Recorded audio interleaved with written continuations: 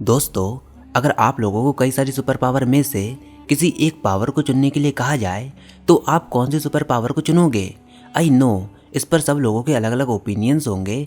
कुछ लोग iron man की तरह क्रिएटिव पावर लेना चाहेंगे, कुछ लोग सुपरमैन की तरह एक्स्ट्रा ऑर्डिनरी पावर लेना चाहेंगे, कुछ लोग हल्क के जैसे सुपर मैसिव होना चाहेंगे, कुछ लोग लाइट की स्पीड से चलने वाली सुपर पावर को अचीव करना चाहेंगे, कुछ लोग हवा में उड़ना चाहेंगे तो कुछ लोग अंडर वाटर की पावर को अचीव करना चाहेंगे। लेकिन इन सब में से एक अजीबोगरीब पावर है इनविजिबल होना, यानी कि इनविजिबिलिटी।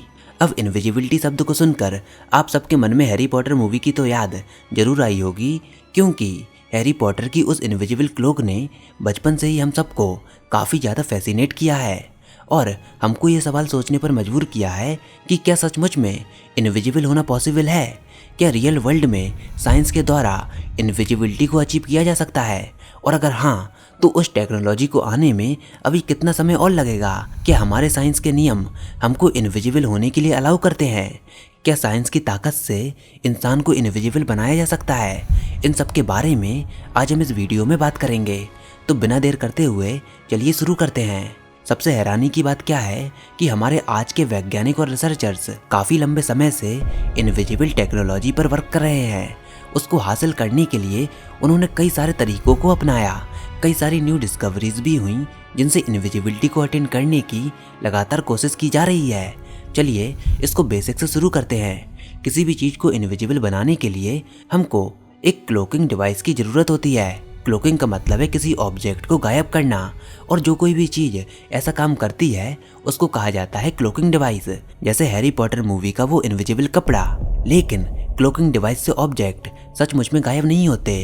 क्लोकिंग डिवाइस से गायब होना एक तरीके से भ्रम होता है, एक तरीके से इल्यूजन होता है।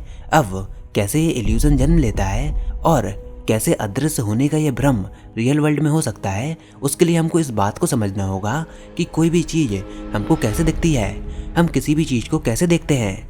बेसिकली इन सब चीज़ों के लिए लाइट यानी कि रोशनी रिस्पॉन्सिबल है। लाइट एक इलेक्ट्रोमैग्नेटिक वेव होती है। हर एक चीज़ जो कि इंसान देख सकता है उसके लिए केवल और केवल लाइट ही रिस्पॉन्सिबल है। किसी भी ऑब्जेक्ट को हम तब देखते हैं जब उस ऑब्जेक्ट की लाइट बाउंस ऑफ करके हमारी आंखों तक पहुंचती है। तो अगर इस प्रिंसिपल को कंसीडर करें तो अगर किसी भी चीज़ को इनविजिबल बनाना है तो हमको किसी तरह से लाइट को उस ऑब्जेक्ट से इंटरेक्ट करने से रोकना होगा। लेकिन जितना बोलने में ये आसान है, इसको एक्चुअल में करना उससे भी ज़्यादा मुश्किल है, क्योंकि लाइट हर जगह से हर चीज़ों के साथ इंटरेक्ट करती है। हम लोग किसी भी तरह से हवा को हटा सकते हैं, इनफैक्ट हवा को हटाकर वैक्यूम भी क्रिएट कर सकते हैं। यहाँ तक कि हम किसी भी स्पेस को इतना साउंड प्रूफ कर सकते हैं कि उसकी डेसिबल लेवल नेगेटिव में हो जाए, लेकिन हम लाइट को कम्प्लीटली किसी भी तरह से नहीं हटा सकते। कंप्लीट एब्सेंस ऑफ लाइट हम किसी भी तरह से अचीव नहीं कर पाए हैं। तो फिर सवाल ये उठता है कि हम इसको कैसे अचीव करेंगे?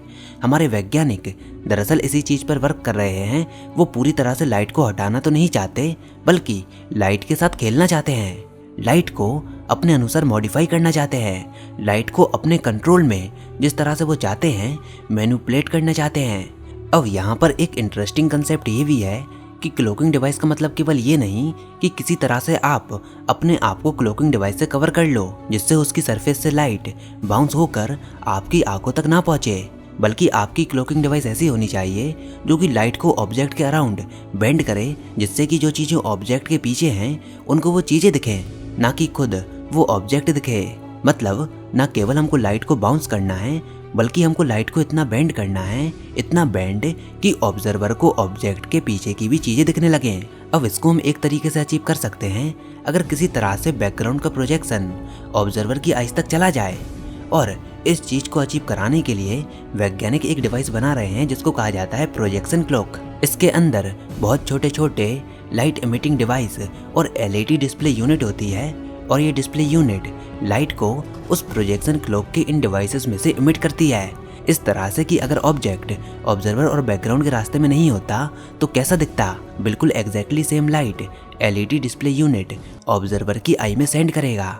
मतलब हमारी प्रोजेक्शन क्लॉकिंग डिवाइस अपने बैकग्राउंड की इमेज को कैप्चर करती है और ऑब्जर्वर की आई में एक सर्टेन एंगल के साथ इमिट करती है, जिससे कि ऑब्जर्वर को ऑब्जेक्ट नजर नहीं आता बल्कि उसको बैकग्राउंड नजर आता है। अब ऐसी टेक्नोलॉजी अचीव कराना इंजीनियरिंग फील्ड में काफ़ी फिनोमिनल और चैलेंजिंग टास्क है। हालांकि एलईडी यूनिट और टाइनी कैमरास को उस क्लॉक में फिट करना इतना कठिन काम नहीं है, लेकिन जो असल डिफ़िकल्टी है वो आती है इमेज की कंप्यूटिंग में।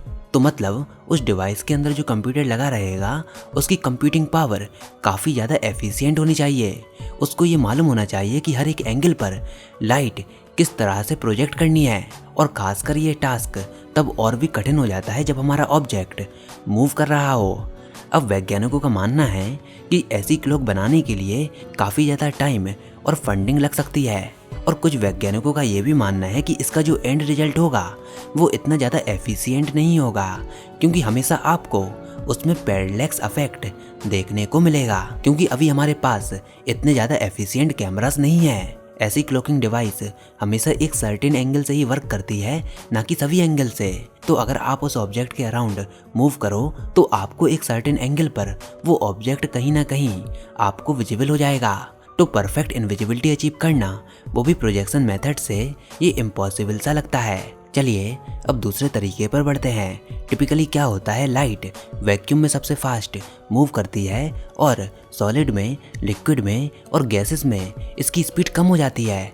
एग्जाम्पल के लिए विजिबल लाइट की स्पीड वैक्यूम के मुकाबले ग्लास में 25% कम होती है। अब अगर लाइट की स्पीड किसी मीडियम में कम हो रही है तो इसका मतलब क्या है कि जरूर लाइट के रास्ते में उस मीडियम में कोई रेजिस्टेंस आया होगा। और हर एक मटेरियल लाइट के रास्ते में जो फंडामेंटल रेजिस्टेंस शो करता है किसी पर्टिकुलर फ्रीक्वेंसी पर, उसको कहा जाता है रिफ्रैक्टिव इंडेक्स। इसको आप सबने अपनी साइंस की किताबों में काफ़ी अच्छे से पढ़ा होगा। रिफ्रैक्टिव इंडेक्स की वैल्यू 1 से स्टार्ट होती है, और रिफ्रैक्टिव इंडेक्स की वैल्यू अगर 1 है तो वो मीडियम क्या होगा, वैक्यूम।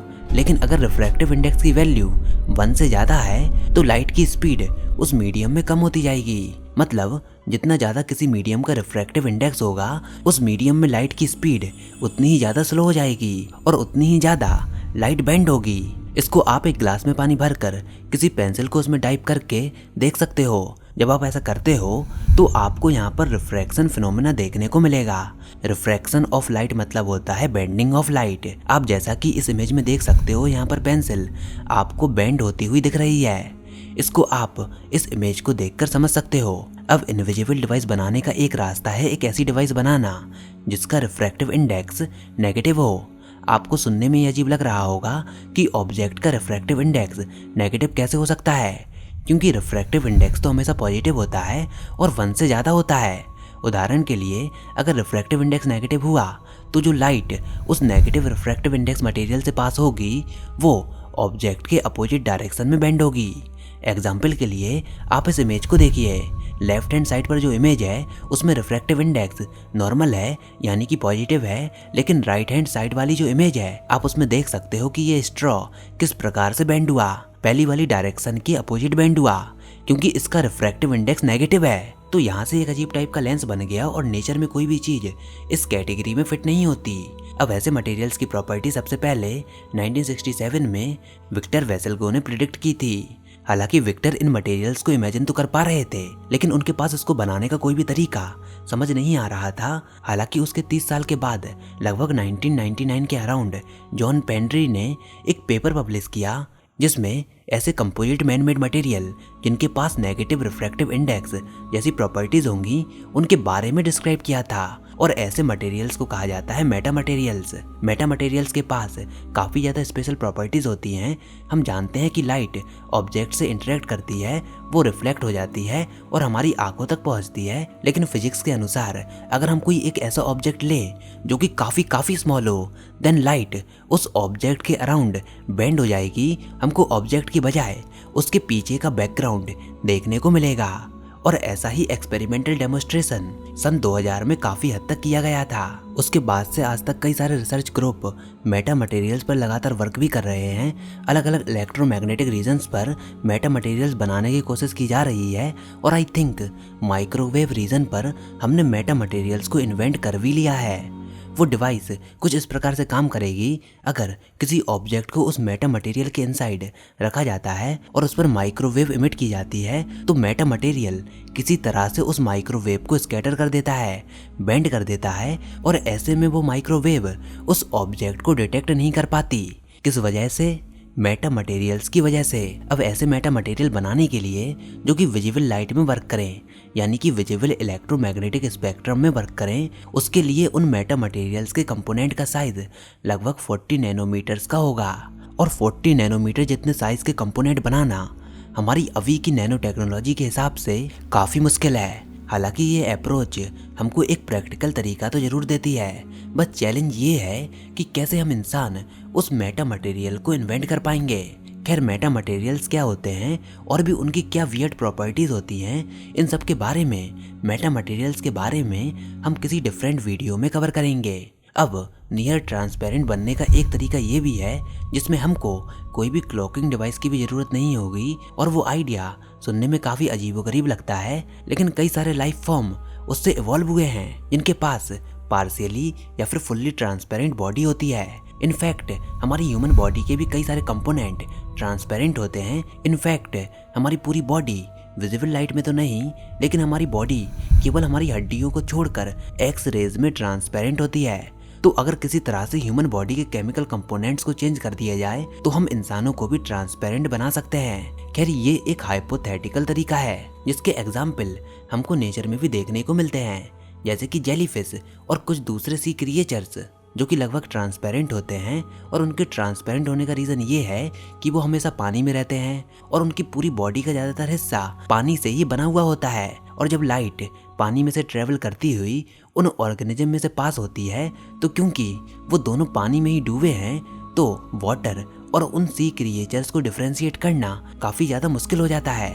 ह्यूमंस भी ज़्यादातर पानी से बने होते हैं, बट हम एयर में रहते हैं। अगर हमको इनविजिबल होना है तो लाइट को हमारे अंदर बिल्कुल उसी तरह से पास होना होगा जैसे कि वो एयर में से पास होती है, और ऐसा होना बिल्कुल इम्पॉसिबल है। इसके लिए हमारी बॉडी के हर एक सेल को लाइट से इंटरेक्ट करने के तरीके को चेंज करना होगा।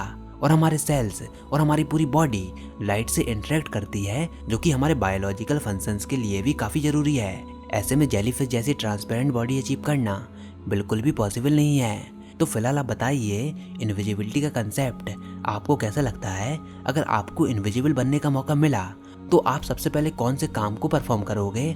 नीचे कमेंट सेक्शन में लिखकर जरूर बताइए। फिलहाल आज की वीडियो में बस इतना ही। इस वीडियो को लाइक कीजिए, अपने दोस्तों के साथ शेयर कीजिए, और अगर आपने हमारा चैनल अभी तक सब्सक्राइब नहीं किया तो इसको सब्सक्राइब कर लीजिए ताकि आगे आने वाली कोई भी वीडियोस और अपडेट्स आपसे मिस ना हो पाएँ।